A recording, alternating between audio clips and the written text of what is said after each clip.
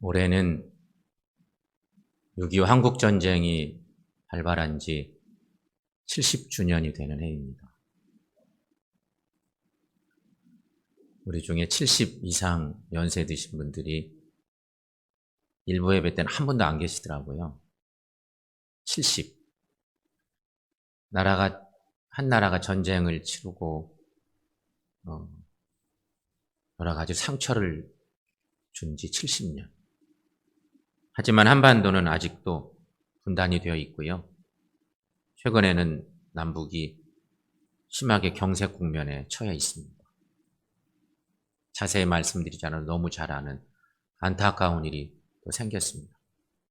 온 결의가 평화 통일을 꿈꾸고 있지만 아직은 평화가 멀기만 한 듯합니다. 좀 가까워지나? 통일이 곧 되려나? 그런 때도 있지만 또 이내 어려움을 겪게 하고 통일만이 살 길임에 분명하지만 우리를 많이 어렵게 하고 있는 것이 현실이기도 합니다. 마음이 아프고 6월이면 그런저런 나라 생각하는 마음이 많지만 또 힘들게 하는 그런 상황이기도 하죠. 그림 하나 보겠습니다.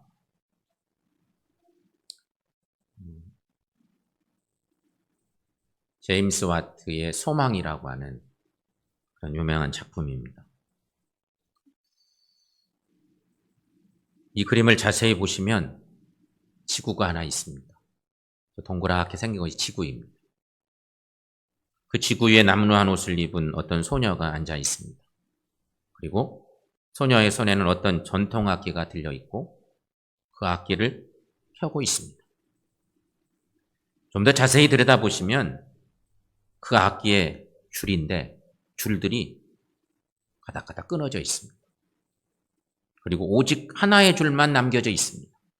여러분 사진으로 확인이 되는지 모르겠어요. 이 작품의 포인트는 저것입니다. 소녀는 그 하나밖에 없는 줄을 가지고 열심히 연주를 하고 있습니다. 줄이 정상적으로 모두 있어도 켜기 어려울 텐데 줄들이 끊어진 것이죠. 현악기를 연주하는 사람들은 잘 알죠. 기타도 마찬가지인데 기타 치다가 줄이 끊어지기도 하거든요. 한참 악기를 이용해서 찬양을 인도에 가야 되는데 악기 줄이 끊어져. 그러면 큰일입니다. 더군다나 저 현악기는 한 줄만 남아 있습니다. 그런데 이 제임스 와트는 저기에 포인트를 둔 것입니다. 이것이 소망이라고. 소망이 담겨있는 작품이라고 하는 것입니다. 여러분, 여기 생각해 봅니다. 요즘 나의 삶은 어떤가? 나의 삶이 혹시 한 줄 남아있는 내 모습은 아닐까? 내 형편이, 내 가정, 딱 한 줄 남아있는 내 형편은 아닐까? 동시에 이것이 지금의 한반도 상황은 아닐까 하는 생각도 해봅니다. 내 개인의 상황이거나 더 크게는 우리나라의 상황은 아닐까. 그럼에도 불구하고 소망이라고 하는 거예요. 소망.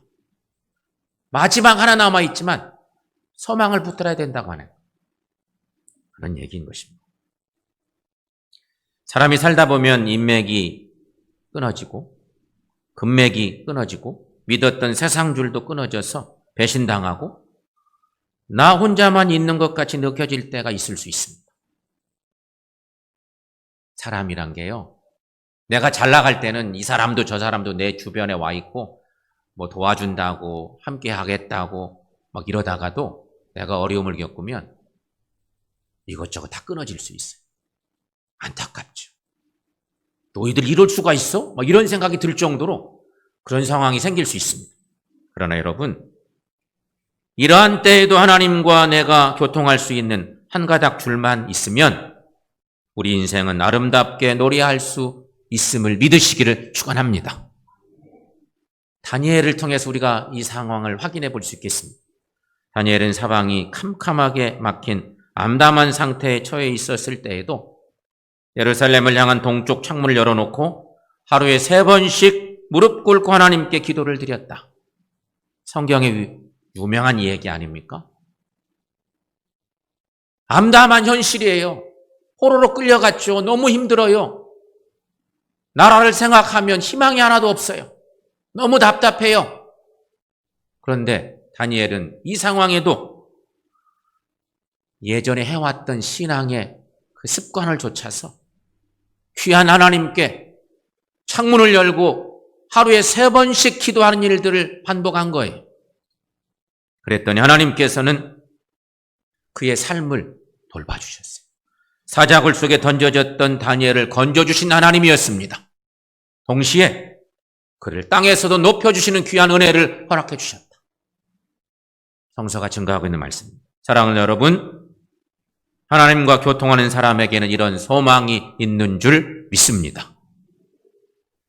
오늘 본문의 말씀으로 들어가 보시면 바울 사도가 오늘 본문 말씀에서 인간의 실존을 고발하는 내용이 나옵니다.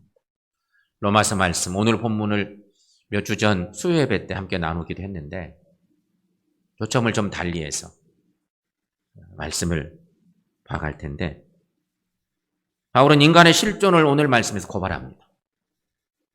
고발의 이유는 이런 것입니다. 우리의 실존을 안다고 하는 것이 중요한데 인간들이 대부분 이걸 잊고 살아요. 오늘을 산 우리들도 마찬가지죠. 그래서 바울이 고발해요. 우리의 실존, 인간의 실존의 고발 내용.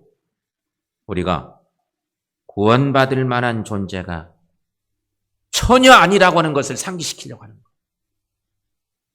하나님 안에서 구원받을 조건이 하나도 없어. 우리의 존재가 그런 존재라는 거예요. 이것을 고발하죠. 그런데 조금 더 하나님의 의도를 담은 자세한 말씀을 드리면 우리가 구원에 관해 아무것도 할 수 없을 때 하나님께서 우리에게 소망을 주셨다는 거예요. 구원받을 조건도 없어. 뭐 할 수 있는 것이 없어. 절망적인 상황, 구원에 관해 아무것도 할 수 없을 그때 하나님께서 우리에게 소망을 주셨음을 믿으시기를 축원합니다. 여러분, 어떤 일을 기대했다가 잔뜩 기대한 일들이 있잖아요. 이번에 이건 돼야 돼. 이거 꼭 필요해. 잔뜩 기대했다가 실망하는 경우에 환멸의 피해를 느낀다고 말하지 않습니까? 기대가 큰데 안 되고 낙심이. 그런데 여러분, 하나님께 대한 소망은 환멸의 피해를 느끼는 법이 없습니다. 왜냐하면 하나님은 우리가 어려울 때, 힘들 때에 역사하시는 하나님이시기 때문입니다. 오늘 본문 5절 말씀에 이렇게 시작되는 말씀이 있어요. 소망이 우리를 부끄럽게 아니함. 그런 말씀이 있습니다. 소망이 우리를 부끄럽게 아니함이란 과연 무엇을 의미할까? 이런 부분들을 여러분 생각해 봅니다. 소망이 우리를 부끄럽게 아니함은 이게 무슨 얘기예요? 바꿔 말하면 여러분 또 한 가지 생각해 볼 것은 우리가 가진 소망이 부끄럽게 되는 때는 언제인가?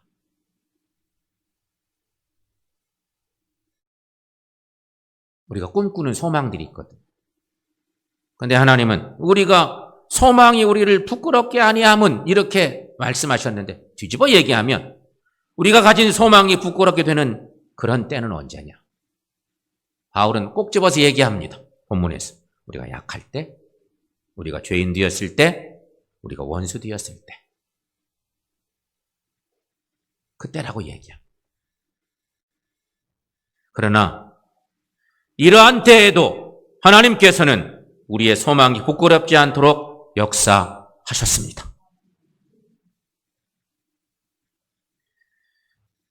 어떠한 상황에서도 절망을 이기도록 역사하시는 하나님. 그 하나님 우리 삶 속에 어떻게 역사하셨나?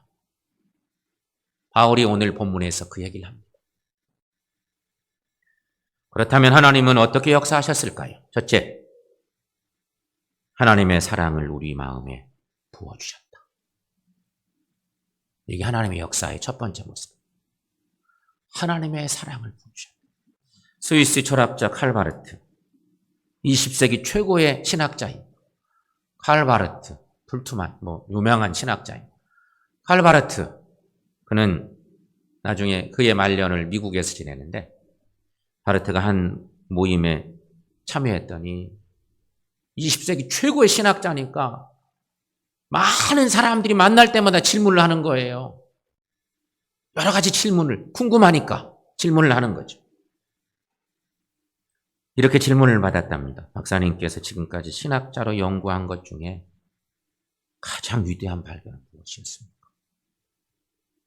우리 같아도 그렇게 질문하지 않겠어요? 그 신기한 것을 듣고 싶잖아요. 질문자는 매우 심오한 신학적 답변을 듣고 싶어서 기대하면서 이런 질문을 던진 것입니다. 그러나 바르트는 한동안 생각에 잠기더니 간단하게 이런 얘기를 했답니다. 그것은 예수님이 죄인 된 나를 사랑하셨고 내가 그 사랑을 안다고 하는 사실입니다. 그렇게 얘기했던 것입니다. 여러분, 아무것도 아닌 것 같지만 매우 본질적이고 위대한 발견인 것이죠. 사랑하는 여러분, 우리들도 예수님의 사랑 때문에 살고 있음을 분명히 고백하시는 우리 모두가 되시기를 축원합니다.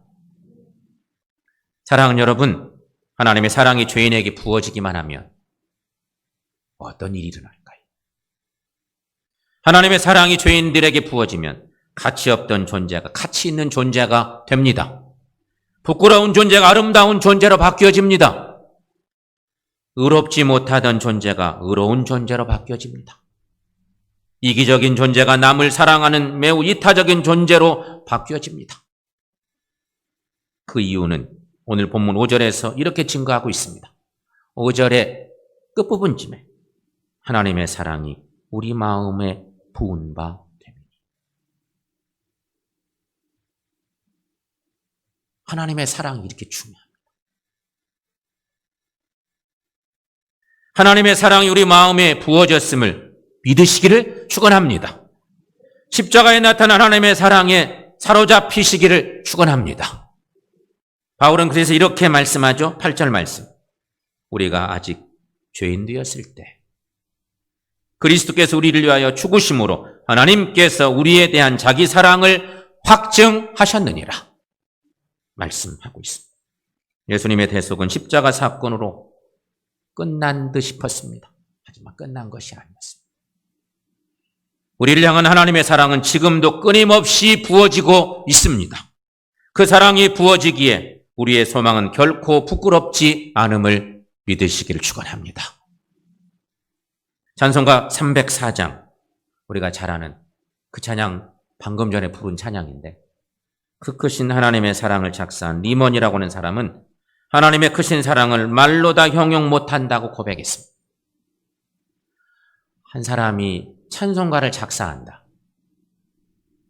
쉬운 일은 아닐까요? 자기의 믿음의 고백이 다 녹아져 들어있는 건데, 하나님의 크신 사랑은 말로 다 형용하죠. 할 수 없다고. 그렇게 고백한 거예요. 그런데 그 후렴구의 찬양은 더욱더 은혜가 됩니다. 하나님 크신 사랑, 측량 다 못하네. 영원히 변치 않는 사랑, 성도여 찬양하세요. 여러분에게 묻습니다. 측량할 수 없는 하나님의 사랑을 느끼고 계십니까? 여러분 어때요? 하나님의 사랑을 느끼십니까? 언제 느끼십니까? 어떻게 느끼십니까? 예배 드릴 때 그 사랑을 느끼십니까? 어때요? 언제 하나님의 사랑을 느끼세요? 매우 소중한 거예요, 이 사랑이. 예를 들어보면 엄마 아빠의 사랑을 많이 느끼고 사는 아이가 있어요. 근데 어떤 아이는 엄마 아빠 사랑을 느낄 수가 없어. 이들의 인생의 결과가 어떻게 나타날까요? 단적인 예가 그런 거예요. 여러분, 하나님의 사랑을 얼마나 느끼고 사십니까? 어떻게 느끼고 사십니까? 이러한 하나님의 사랑으로 인해서 우리가 가진 소망은 부끄럽지 않음을 믿으시기를 축원합니다. 사랑 때문에 있는 거예요, 소망이. 사랑을 느끼며 사는 우리 모두가 되시기를 축원합니다. 두 번째, 하나님의 역사 어떻게 나타날까? 진노하심에서 구원을 베푸신다. 한동대학교 초대 총장 김영길 박사를 여러분 잘 아시죠? 한동대학교 모르는 분들 없죠? 요즘 조금 주춤해졌나? 90년도 중반 2000년도에는 한동대학교가 우리나라를 들었더나 할 정도로 유명했습니다. 유명한 학교죠. 그런데 이 김영길 박사와 한동대학이 거의 맥을 같이 합니다. 오직 믿음으로 최고의 명문 사학재단을 만들었던 참 기억해야 될 위대한 믿음의 사람이었습니다. 그런데 이분이 작년 6월 30일에 하나님의 부름을 받았습니다. 좀 더 오래 사실만 했는데 81세로 하나님의 부름을 받았습니다. 그분의 신앙 이야기를 좀 드리려고 합니다. 그럼 미국 유학 중에 부인을 따라 교회를 다녔답니다. 유교 집안에서 태어났고 서울대학을 졸업하고 유학을 갔는데 신앙이 별로 없었어요. 그런데 아내는 너무 신실한 신앙인이었어요. 교회는 나갔지만 예수가 누구인지, 그의 죽음이 자신과 무슨 상관이 있는지 잘 몰랐습니다. 습관을 좇아서 아내가 좋아하니까 교회 나간 것이었습니다. 그러던 어느 날 그에게 큰 깨달음이 생겼습니다. 자신이 죄인이라는 사실을 알게 됐습니다. 또한 죄인인 자신이 구원을 얻으려면 죄 없는 누군가가 대신 죽어야 한다는 사실도 깨달았습니다. 그리고 하나님이 아들을 대신 보내셔서 예수가 자신을 대신하여 십자가에서 죽으심으로 속죄 제물이 되셨다는 이 중요한 복음의 사실을 모두 깨닫게 되었습니다. 이 진리를 깨닫는 순간 그의 어두웠던 마음이 환하게 밝아지는 것을 느끼게 되었답니다. 그는 두 손을 모으고 예수를 영접하는 기도를 드렸습니다. 교회는 한참 다니다가 나중에서 그런 깨달음, 은혜를 얻은 것이죠. 영접 기도를 이렇게 드렸답니다. 주님, 나는 죽을 수밖에 없는 죄인입니다. 주께서 나를 대신하여 죽으셨습니다. 이 시간 저의 모든 죄를 주님 앞에 내어놓습니다. 이러면서 기도를 드리기 시작합니다. 시간 가는 줄 모르고 기도하며 자신에게 구원을 베푸신 하나님의 은혜를 감사하며 찬양했다. 다음날 아침 출근하는데 하늘이 다르게 보였대요. 어제 본 그 하늘이 아닌 것 같았습니다. 모든 것이 새로웠으며 다르게 보였습니다. 그는 구원을 얻음으로 말미암아서 하나님을 향한 소망을 분명히 가지게 되었던 것입니다. 그리고 이후에 그의 인생이 완전 바뀌어져서 오직 하나님 기뻐하시는 삶을 살았다는 것이죠. 오늘 본문의 9절 말씀에 보면 이런 말씀이 있습니다. 그러면 이제 우리가 그 피로 말미암아 의롭다 하심을 받았으니 더욱 그로 말미암아 진노하심에서 구원을 받을 것입니다. 무엇으로 의롭다 하심을 받았는지 분명하게 제시하고 있는 그런 말씀입니다. 예수의 피로 말미암아 의롭다 하심을 받았습니다. 죄인된 우리가 구원을 얻는 길은 자신의 노력과 공로가 아니라 십자가에 설리신 예수의 피로 되었음을 믿으시기를 축원합니다. 베드로는 이 사실을 또 다른 서신서에서 베드로가 똑같은 고백을 우리에게 전하고 있는 걸 볼 수 있습니다. 베드로전서 1장 18절 19절 말씀입니다. 여러분, 자, 그 말씀 함께 읽어보도록 하겠습니다. 우리가 알거니와 우리 조상이 불려준 헛된 행실에서 대속함을 받은 것은 은이나 금같이 없어질 것으로 된 것이 아니요 오직 흠없고 점없는 어린 양 그리스도 보배로운 피로 된 것이니라. 아멘. 성도 여러분, 예수님의 보혈이 죄인된 우리를 의롭게 만드셨습니다. 하나님 앞에서 죄인된 우리가 예수의 피로 정결케 되었고 동시에 구원받게 되었음을 믿으시기를 축원합니다. 그러므로 여러분, 우리의 소망이 결코 부끄럽지 않음을 주님의 은혜 때문임을 믿고 살아가는 우리 모두가 되시기를 축원합니다. 마지막 세 번째, 하나님께서 어떻게 역사하셨나? 아들을 죽게 하사 화목하게 해 주셨기 때문입니다. 사람 사이에도 화평의 관계가 깨지면 미움과 증오로 바뀌어집니다. 그래서 사람 안 봐요. 그런데 하나님과의 관계가 깨진다면 어떻게 평안을 찾을 수가 있겠습니까? 아까 인맥의 줄이, 금맥의 줄이, 세상 줄이 끊어져도 하나님과의 관계 줄 하나만 남아있으면 나는 감사합니다. 이게 신앙인의 고백이거든요. 그런데 여러분, 하나님과의 관계가 깨져버린다면 이것같이 불행한 것이 어디 있겠어요? 이것은 매우 정말 절망적인 상황인 것이죠. 그런데 바울이 오늘 본문 10절 말씀에서 이렇게 알려주고 있습니다. 여러분 10절 말씀도 한번 읽어보겠습니다. 곧 우리가 원수 되었을 때에 그 아들의 죽으심으로 말미암아 하나님과 화목하게 되었은즉 화목하게 된 자로서는 더욱 그의 살아나심으로 말미암아 구원을 받을 것이니라. 아멘. 여기 원수와 화목이라는 단어가 매우 대조를 이루고 있습니다. 하나님과 원수되었던 우리가 하나님과 화목되었다는 말씀이죠. 어떻게 죄인된 우리가 하나님과 화목될 수 있겠습니까? 여기서 하나님과 화목되었다 하는 것은 죄로부터 자유하게 되었다고 하는 그런 의미예요.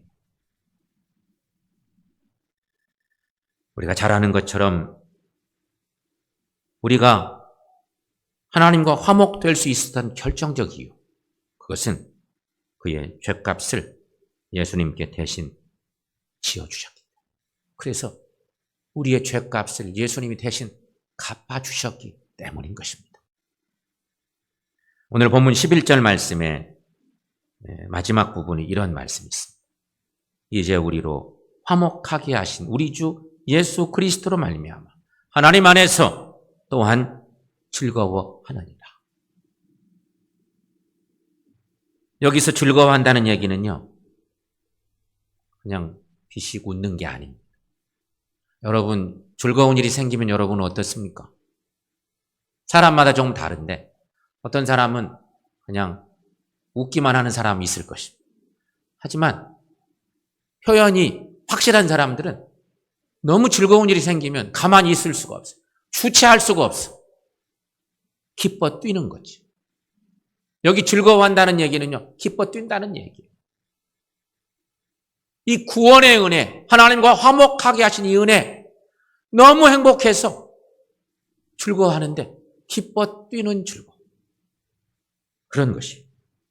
그래서 그 기쁨의 정도를 오늘 본문은 아니지만 바로 앞에 있는 3절 말씀에서도 우리가 확인해 볼 수 있는데, 다만 이뿐 아니라 우리가 환난 중에도 즐거워하나니, 이런 말씀도 읽어볼 수 있습니다. 우리가 잘 아는 그런 말씀이죠. 이는 환난은 인내를, 인내는 연단을, 연단은 소망을 이루는 줄 알미로다. 이렇게 연결되는 그 유명한 말씀. 다만 이뿐 아니라 우리가 환난 중에도 즐거워한다. 즐거워하는데 기뻐 뛰는 것인데, 하나님이 예수님 보내주셔서 하나님과 화목하게 하는 은혜를 주시, 그 행복 때문에 즐거워한다 하는 것입니다. 성도 여러분, 예수 믿음으로 화목을 얻은 사람들, 우리들인 줄로 믿습니다. 그렇다면 여러분, 여기 중요한 거 한 가지 있습니다. 예수 믿음으로 화목을 얻은 사람들은 세상에서 당하는 환난과 고난을 기꺼이 이길 수 있음을 믿습니다. 성도 여러분, 오늘 말씀을 다시 한번 생각해 봅시다. 하나님께서는 우리의 소망이 부끄럽지 않도록 놀라운 은혜를 주셨습니다. 우리가 소망하는 것이 부끄럽지 않도록, 우리가 꿈꾸는 것이 헛되지 않도록 우리에게 놀라운 은혜를 주셨습니다. 우리를 사랑하셨습니다. 우리를 구원해 주셨습니다. 하나님과 화목하게 해주셨습니다. 이 놀라운 사실들 때문에 우리가 하나님을 향한 소망을 가지고 살 수 있다는 것입니다. 지금 어려운 때입니다. 여러 가지로 우리를 힘들게 하는 때입니다. 사랑하는 여러분, 오직 화평하게 하시는 하나님의 은혜가 이 땅 한반도에 충만하시기를 소망합니다.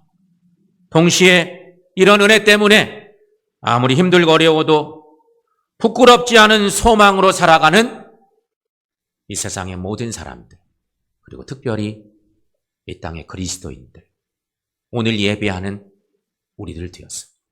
여러분들이 꿈꾸는 것들, 사모하는 것들, 소망하는 것들이 주님의 은혜로 전혀 부끄럽지 않고 그 소망을 이루는 놀라운 은혜가 충만한 우리 모두의 삶이 될 수 있기를 축원합니다.